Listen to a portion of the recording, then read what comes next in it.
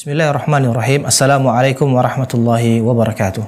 Alhamdulillahirabbil alamin wassalatu wassalamu ala asrafil anbiya'i wal mursalin wa ala alihi wa sahbihi ajmain. Asyhadu an la ilaha illallah wahdahu la syarikalah wa asyhadu anna Muhammadan abduhu wa rasuluh.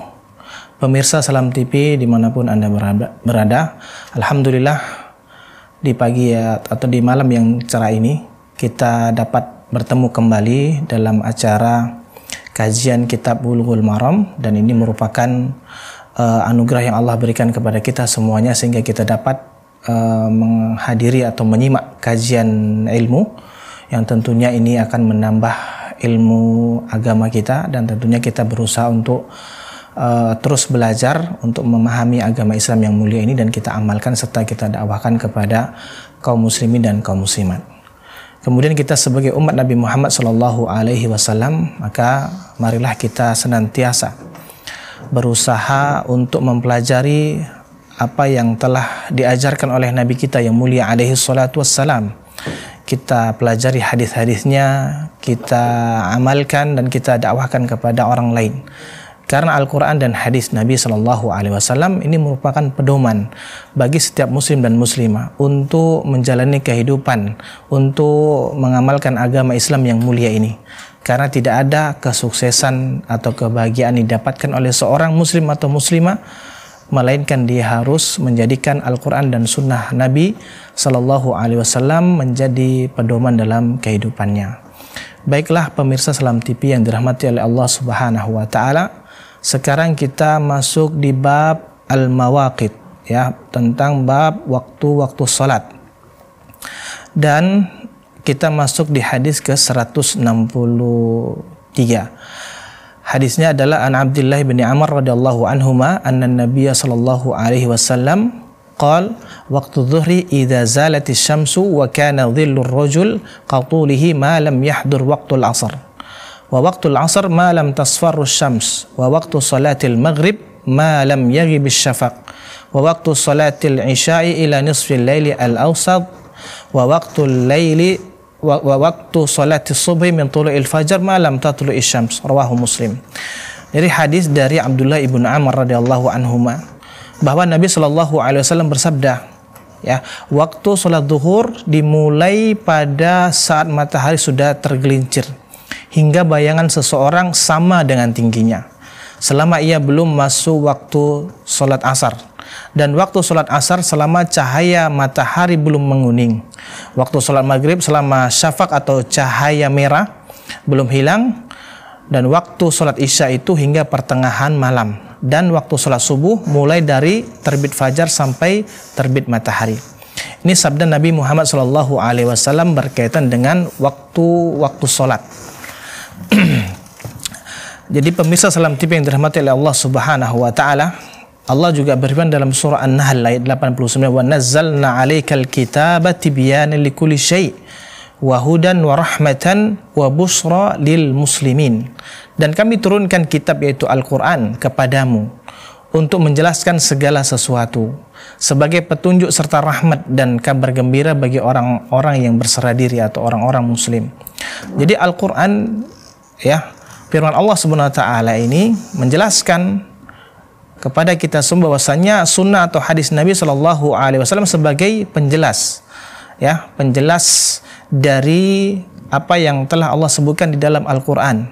Allah menyebutkan dalam Al-Qur'an tidak merinci tentang waktu sholat, dan Allah tidak merinci tentang gerakan-gerakan sholat, bacaan-bacaan sholat. Allah tidak merinci rukun Islam dan hal-hal yang berkaitan dengan syariat. Jadi Allah menegaskan di sini bahwasanya Nabi Muhammad SAW yang akan menjelaskan, yang merinci tentang syariat Islam ini yang telah Allah tentukan kadar dan ukurannya. Kemudian faedah yang kedua adalah bahwasanya Allah Subhanahu wa Ta'ala memberikan kemudahan dan keluasan rahmatnya bagi hamba-hambanya.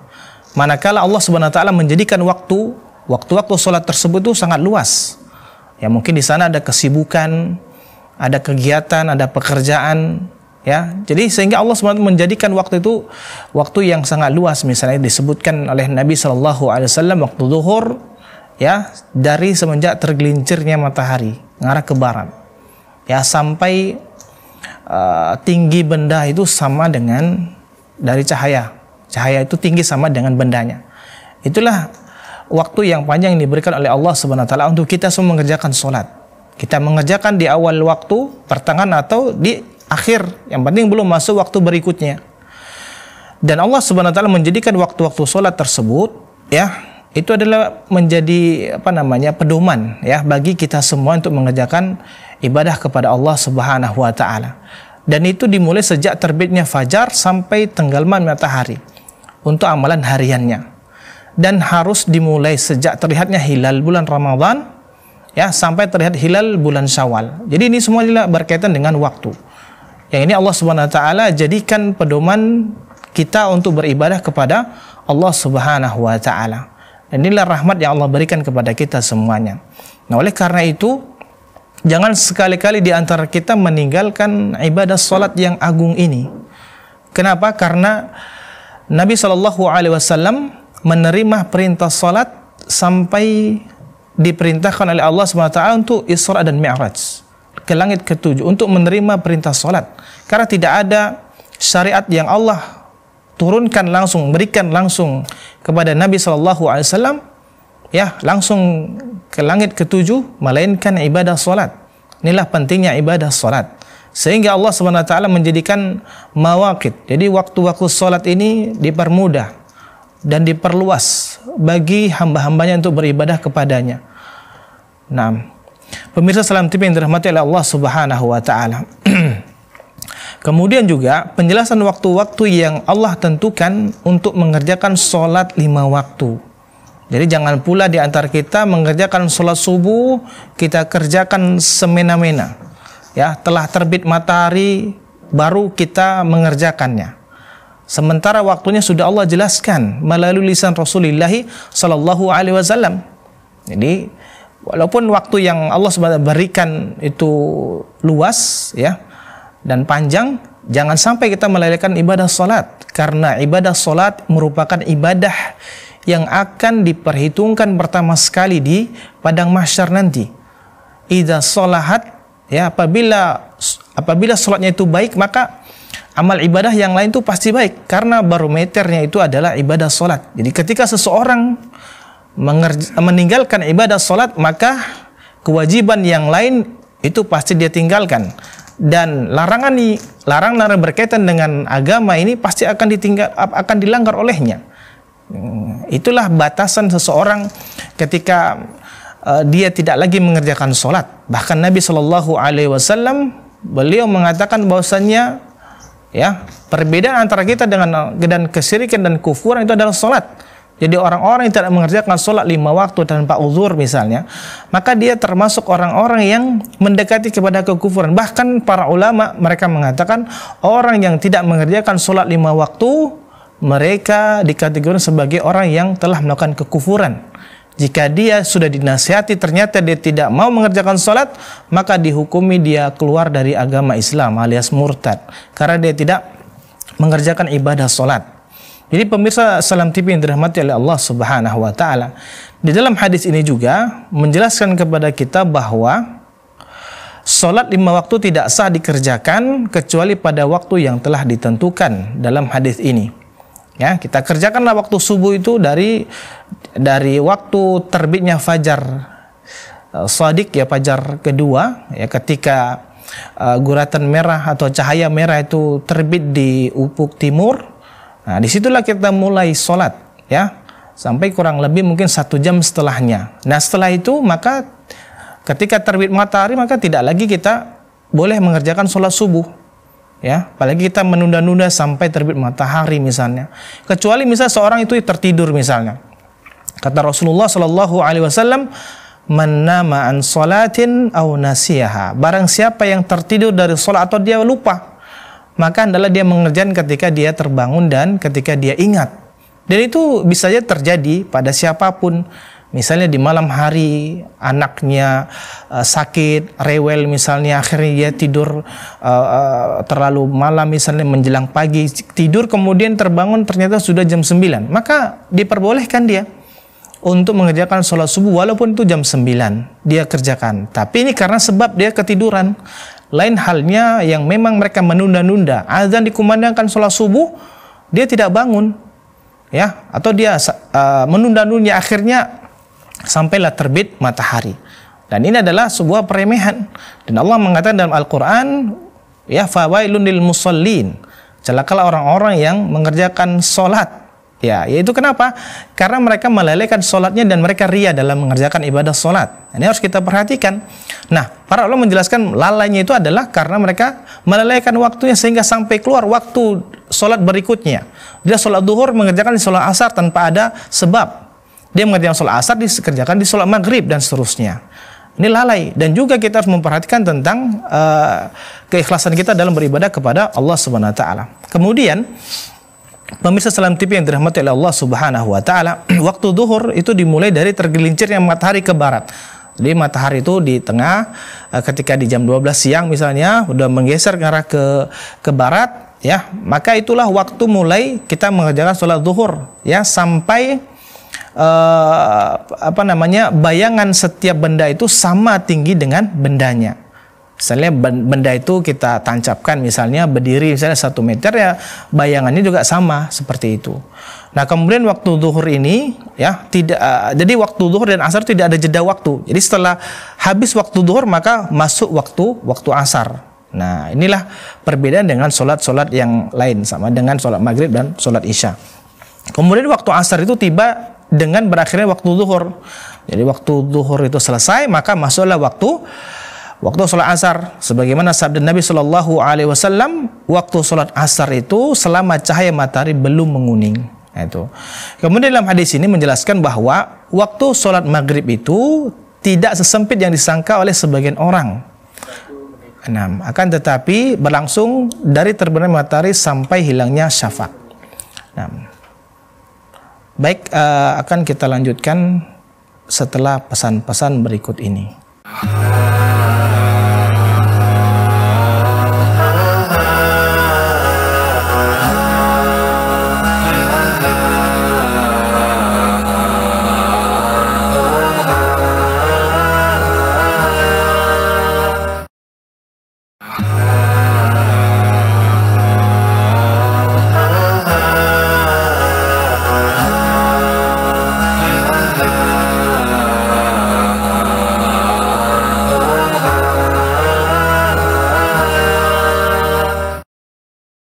Baik, pemirsa Salam TV yang dirahmati oleh Allah Subhanahu wa taala, kita lanjutkan kajian kita sesi kedua.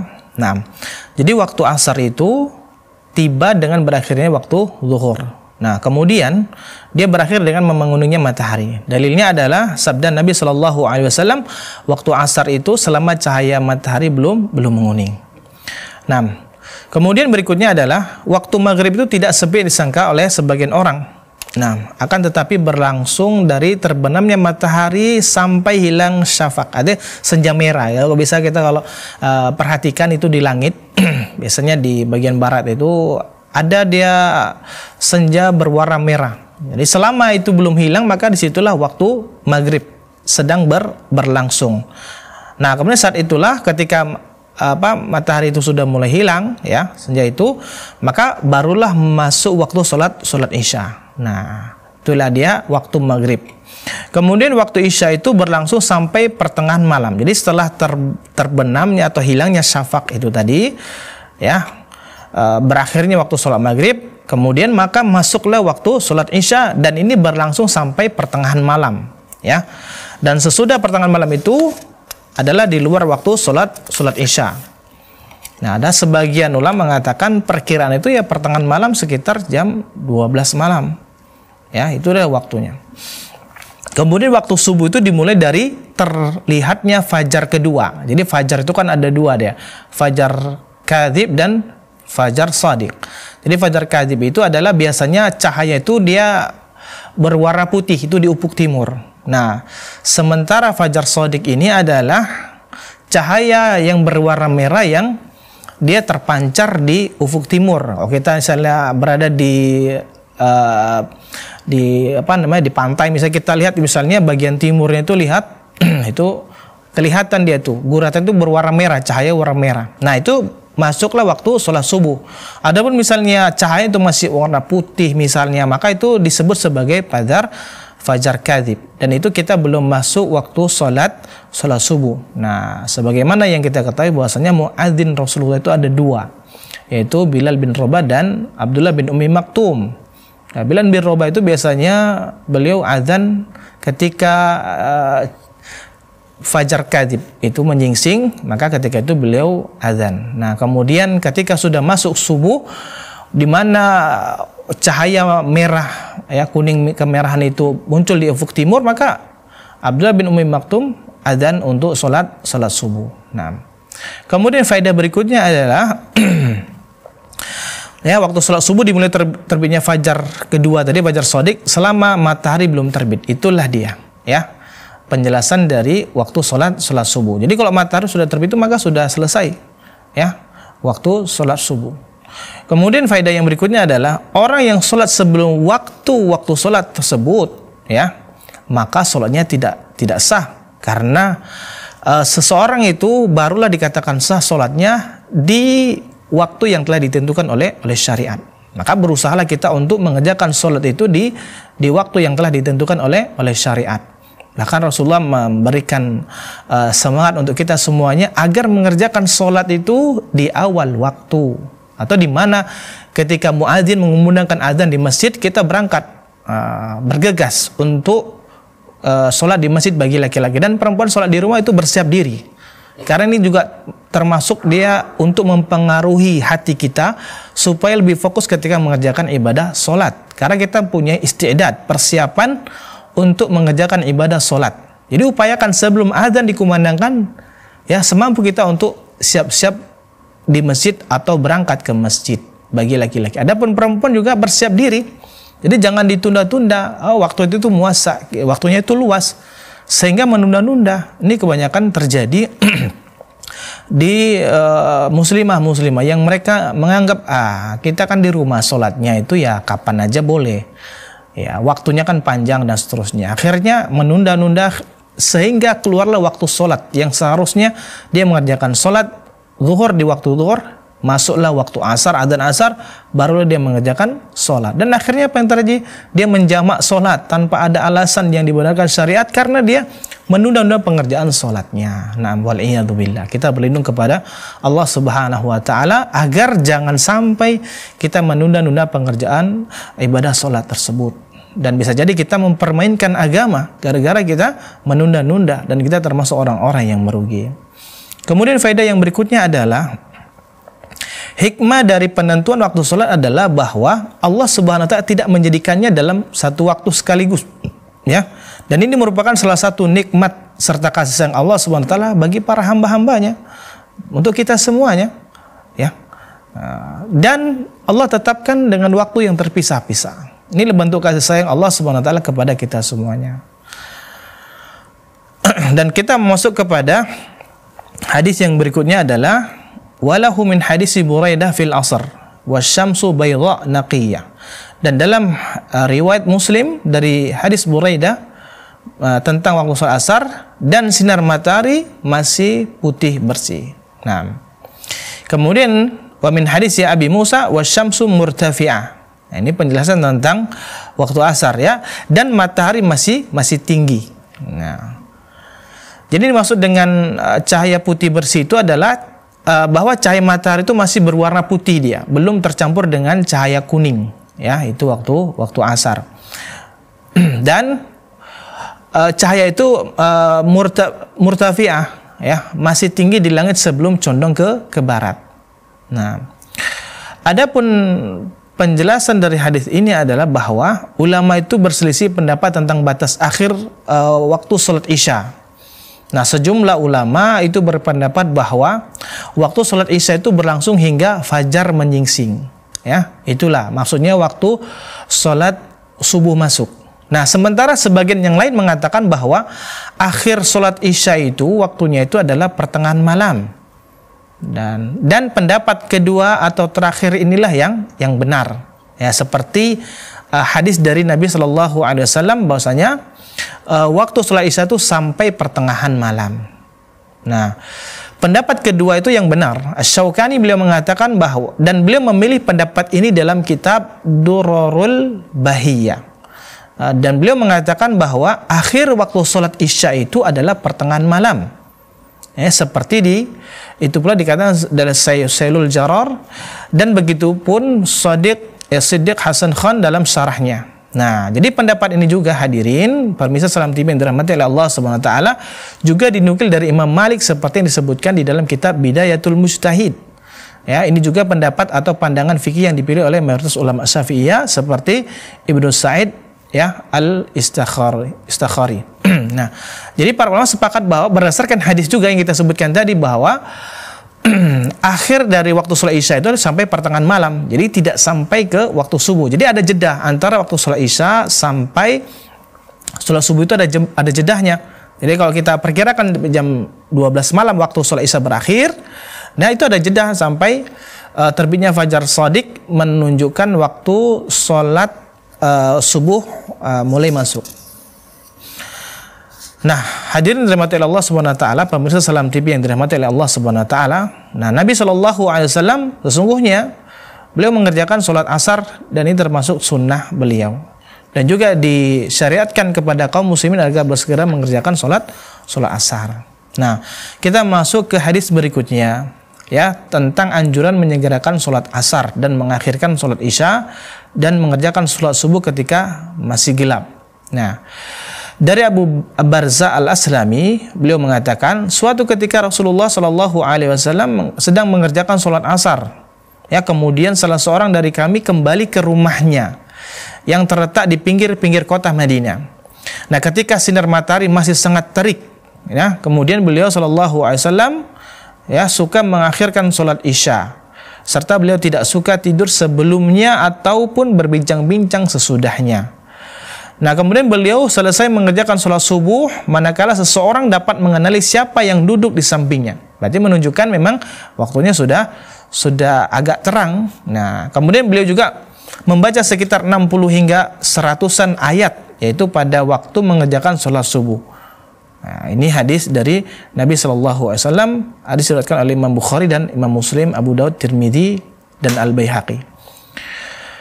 Kemudian hadis yang berkaitan juga di dalam riwayat Al-Bukhari dan Muslim dari Jabir radhiyallahu anhu dengan lafaz bahwa adapun salat Isya kadang beliau menyegerakannya dan kadang beliau mengakhirkannya. Jika melihat orang-orang sudah berkumpul, nah ini menunjukkan bahwa ketika itu beliau salat berjamaah bersama para sahabat. Jadi ketika para sahabat berkumpul maka beliau menyegerakan salat. Nah, sementara jika beliau lihat orang-orang lambat berkumpul, ya, lambat datang ke Masjid An-Nabawi, ya, maka beliau pun mengakhirkannya. Nah, inilah fungsi dari imam, ya, itu menunggu jamaahnya, ya, ketika sudah kumpul baru dimulai pelaksanaan sholat. Jadi ini juga lihat juga kondisi dari waktu, ya, dan kita sebagai jamaah jangan pula kita menunda-nundanya. Dan ini keutamaan Nabi Shallallahu alaihi wasallam, beliau senantiasa menginginkan kebaikan untuk para sahabat. Ya, hadis ini diriwayatkan oleh Al-Imam Bukhari dan Imam Muslim. Dan beliau juga melaksanakan sholat subuh manakala fajar menyingsing. Ya, maksudnya adalah fajar shadiq, yaitu fajar yang kedua. Dan orang-orang tidak mengenali antara satu dengan yang lainnya. Itu sesekali beliau kerjakan.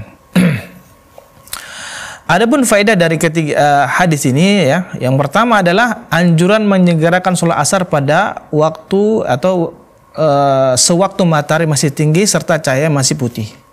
Kemudian yang kedua, hadis yang kedua adalah anjuran untuk mengakhirkan sholat isya hingga mendekat ke pertengahan malam.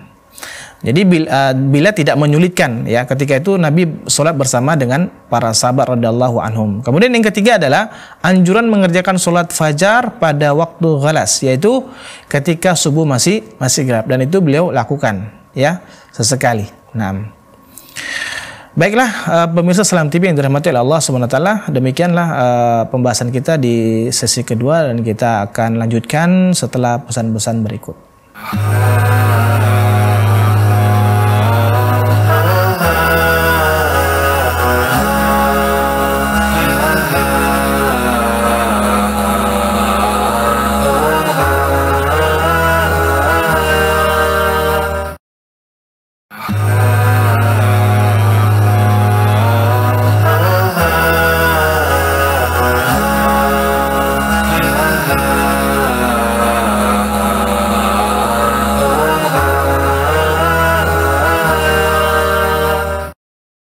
Baik pemirsa Salam TV yang dirahmati Allah Subhanahu wa taala. Nah, jadi faedah dari hadis-hadis ini ada yang pertama adalah para sahabat radhiyallahu taala anhum, beliau semangat, mereka semuanya semangat dalam mengerjakan sholat berjamaah. Dan ini tentunya adalah dari kepemimpinan Nabi Shallallahu alaihi wasallam. Dan itu sangat berefek sekali kepada para sahabat radhiyallahu anhum.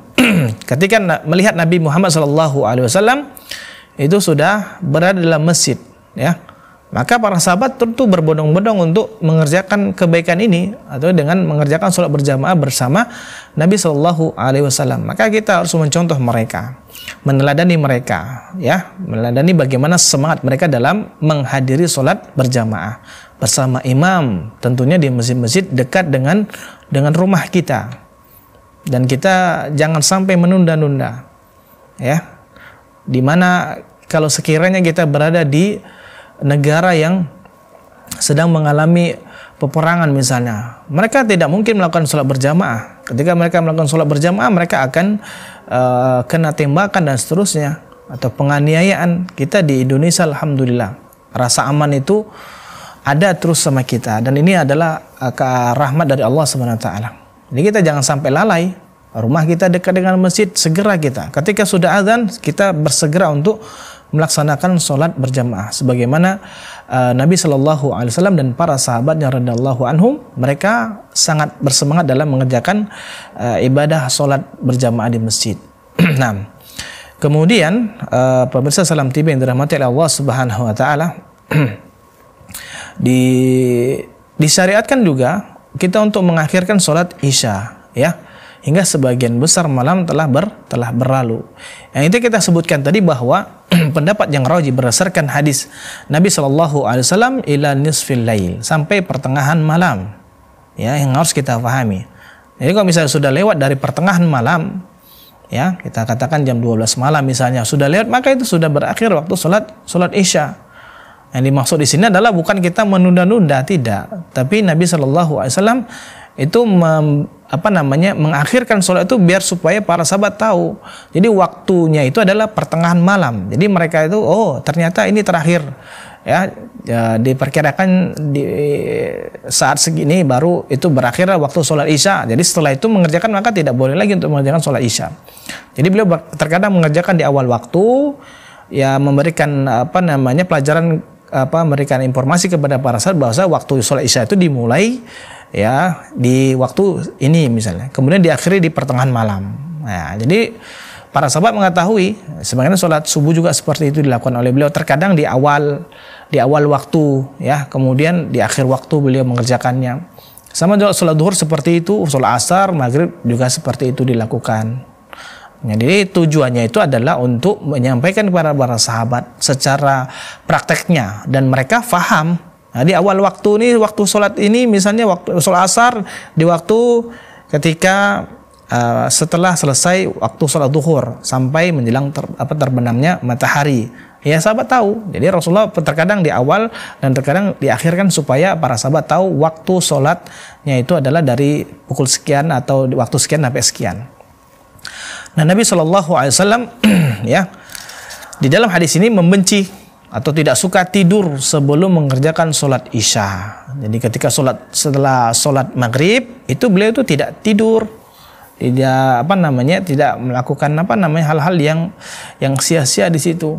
Maka beliau duduk di situ menunggu waktu sholat isya tiba. Dan kebencian ini adalah kebencian beliau ini kepada orang-orang yang tidur itu secara pribadi beliau, ya, karena ketika seseorang tidur setelah maghrib, ya, otomatis kan dia kurang semangat dia untuk mengerjakan sholat isya, karena ketika itu tanggung juga berapa menit dia tidur, kemudian dibangunkan dengan masuknya waktu sholat isya, dan dia mengerjakan dalam kondisi sedang ngantuk begitu. Maka sehingga beliau membenci hal tersebut. Jadi kita jangan sampai tidur sebelum mengerjakan sholat isya, kecuali tidur itu setelah sholat isya, itu sangat dianjurkan sekali. Jika tidak ada hal-hal yang bermanfaat yang kita kerjakan, atau tidak ada sesuatu yang harus kita bahas, kita teliti dan kita pelajari, maka silakan segera kita tidur. Ya, jangan sampai kita menghabiskan waktu setelah sholat isya itu dengan ngobrol-ngobrol yang tidak ada faedahnya sama sekali, atau bahkan bermaksiat misalnya, itu sangat dibenci oleh Nabi Shallallahu Alaihi Wasallam, karena dia akan berakibat apa? Ketika seseorang tidur terlalu malam, akhirnya dia nanti sholat malamnya pun dia akan bermalas-malasan, dan subuhnya mungkin bisa tertinggal karena dia dalam kondisi sedang mengantuk. Misalnya dia tidur jam 3 malam misalnya, dari habis isya ngobrol-ngobrol sama teman sampai jam 3 malam atau jam 2 malam, itu kan berarti dia tidur jam 3, jam 4 sekitar 2 jam. 2 jam atau 3 jam itu belum cukup, karena dari pagi itu dia beraktivitas atau bekerja, kemudian ditambah lagi habis isya dia tidak tidur sampai lewat pertengahan malam, akhirnya dia melakukan hal yang sia-sia. Dan tidak ada hal-hal yang bermanfaat yang dia kerjakan, akhirnya terlewatkan sholat qiyamul lail dan sholat subuhnya tertinggal bisa jadi, dan itu adalah perkara yang bisa menimbulkan dosa. Kemudian untuk berbincang-bincang misalnya, ya, berbincang-bincang dia mungkin ya memberikan ilmu, mengajarkan ilmu misalnya, atau kita menyambut tamu, maka diperbolehkan selama itu ada maslahat di sana dan ada keperluan, silakan kita bergadang atau tidak tidur segera setelah sholat isya karena ada sebab-sebab tertentu. Kemudian juga di dalam hadis ini kita disunahkan untuk memanjangkan bacaan dalam sholat subuh. Jadi perkiraan sekitar 60 sampai 100 ayat kita baca di sholat subuh. Jangan pula kita baca nanti subuhnya itu kita baca misalnya surah Al-Ikhlas, Al-Falaq. Ini tidak sesuai dengan sunnah Nabi Sallallahu Alaihi Wasallam, ya. Dan kita dianjurkan untuk membaca ayat-ayat yang panjang. Dan juga di sini faedahnya adalah bahwa Nabi Shallallahu Alaihi Wasallam itu memperhatikan ya keadaan dan kondisi kaum mukminin, dan beliau adalah orang yang sangat bersegera untuk mengumpulkan para sahabat ya dalam melakukan kebaikan-kebaikan, terutama adalah sholat berjamaah. Nah, dijelaskan di situ bahwasanya kalau sahabat itu sudah berkumpul di awal waktu sholat isya, Nabi Muhammad terus segera untuk melaksanakan. Namun ketika mereka datang agak terlambat, maka beliau mengakhirkan. Dan itu sesuai dengan apa yang menjadi informasi kepada para sahabat bahwasanya waktunya berakhir di pertengahan malam. Kemudian kita perhatikan juga di sini itu sikap perhatian Nabi Shallallahu Alaihi Wasallam dan kelemah lembutan beliau kepada para sahabat. Dan itulah ciri pemimpin yang terbaik. Itu dia mengayomi bawahannya, mengayomi para sahabatnya, rekan-rekannya. Ketika memerintahkan, ketika melarang itu dengan kelembutan. Karena itu akan berefek baik kepada orang yang diajar atau orang yang sedang dididik. Ya, tentunya adalah ini berefek kepada para sahabat radhiyallahu anhum. Beliau seorang pemimpin, tapi pemimpin yang bersikap adil, pemimpin yang penuh dengan kelemah lembutan, keramahan. Bahkan ketika itu ada orang kafir yang mereka terheran dengan sikap Nabi Shallallahu Alaihi Wasallam. Ketika berkumpul dengan para sahabat itu tidak ada perbedaan. Siapa Nabi, siapa pemimpinnya itu mereka tidak tahu perbedaannya sama sekali. Karena beliau itu adalah orang yang humble, orang yang ramah, orang yang tidak ingin dihormati berlebihan seperti kebanyakan pemimpin ya di zaman sekarang ini. Ya, beliau tetap respect kepada bawahannya. Seperti kesaksian dari Anas bin Malik, beliau membantu Nabi Muhammad SAW selama 10 tahun. Itu tidak pernah dihardik oleh Nabi SAW. Rasulullah itu tidak pernah mengatakan, kenapa kau kerjakan ini, kenapa? Itulah kelembutan Nabi SAW yang sangat menyayangi sahabat-sahabat beliau SAW. Dan kemudian seorang imam itu juga wajib memperhatikan keadaan makmum, ya, keadaan makmum. Ya, jangan sampai kita di waktu sholat zuhur itu terlalu panjang kita baca ayatnya, kita sebagai imam akhirnya keluhan datang dari jamaah. Sementara di waktu zuhur adalah waktu beraktivitas, mungkin waktu istirahat, mereka dari kerja dan seterusnya. Kalau kita terlalu baca terlalu panjang, akhirnya mereka berbicara dalam hati mereka. Nah, kemudian juga Nabi Shallallahu Alaihi Wasallam itu terkadang beliau menyegerakan sholat subuh dan terkadang mengakhirkannya. Ya, sebagaimana kita sebutkan tadi bahwa tujuannya adalah untuk memberitahu kepada para sahabat waktu sholat subuh itu ya dimulai dari terbitnya fajar shadiq sampai terbitnya matahari, menjelang terbitnya matahari. Maka itu waktunya. Jadi Nabi Shallallahu Alaihi Wasallam memberikan contoh, ya, memberikan teladan, memberikan qudwah kepada para sahabat. Dan itu sangat berkesan sekali ketika seseorang itu berdakwah dengan keadaan, dengan praktek langsung, itu lebih mudah diingat. Maka ini metode pendidikan yang luar biasa yang diajarkan oleh Nabi Shallallahu Alaihi Wasallam. Jadi pemirsa Salam TV yang dirahmati oleh Allah Subhanahu Wa Taala, itulah Nabi Shallallahu Alaihi Wasallam yang mulia. Ya, Nabi kita yang kita cintai. Maka contohlah kepemimpinan beliau bagaimana beliau bersikap kepada para sahabat, kelemah lembutan beliau kepada para sahabat, bagaimana metode yang beliau ajarkan kepada para sahabat, ya, bagaimana beliau menyikapi kesalahan para sahabat, itu banyak diceritakan dalam hadis-hadis Nabi Shallallahu Alaihi Wasallam. Nah, jadi pemimpin itu memang harus dia terdepan, ya, dalam melaksanakan kebaikan-kebaikan. Jangan kita kerja di sebuah institusi, misalnya di sebuah lembaga misalnya, ketika kita menginginkan bawahan kita jadi orang-orang yang tepat waktu, ya kita harus datang tepat waktu. Ya, ketika beribadah juga seperti itu. Jangan kita ketika kerja datang tepat waktu, ketika beribadah kita memperlambat, ya, untuk menghadiri sholat berjamaah. Ini adalah kekeliruan. Jadi jadi kita menjadikan orang yang melihat kita itu beranggapan bahwasanya kita itu lebih mementingkan pekerjaan dibandingkan ibadah kepada Allah Subhanahu Wa Taala. Ya, dan pada akhirnya itu menjadi perbincangan, ya, dari orang-orang yang ada di bawah kita. Ketika kita melihat misalnya kita terlambat dalam mengerjakan ibadah sholat, kita lihat ini si fulan ini, ya, harusnya menjadi teladan. Mereka itu akan melihat kekurangan kita dan terkadang mereka melupakan kelebihan kita. Oleh karena itu, pemirsa Salam TV yang dirahmati oleh Allah Subhanahu Wa Taala, hendaklah kita semua menjadikan Nabi Shallallahu Alaihi Wasallam teladan dalam kita melaksanakan ibadah kepada Allah Subhanahu Wa Taala. Dan dalam setiap hadis-hadis Nabi Shallallahu Alaihi Wasallam itu mengandung faedah yang sangat luar biasa. Dan tentunya apa yang kita pelajari pada kesempatan kali ini berkaitan dengan waktu-waktu sholat, dan waktu-waktu sholat itu sudah ditentukan oleh syariat, maka kerjakanlah waktu sholat-sholat tersebut di waktu-waktu yang telah ditentukan oleh Allah Subhanahu Wa Taala. Demikian dapat kita sampaikan, mudah-mudahan bermanfaat untuk kita semuanya. Wassalamualaikum warahmatullahi wabarakatuh.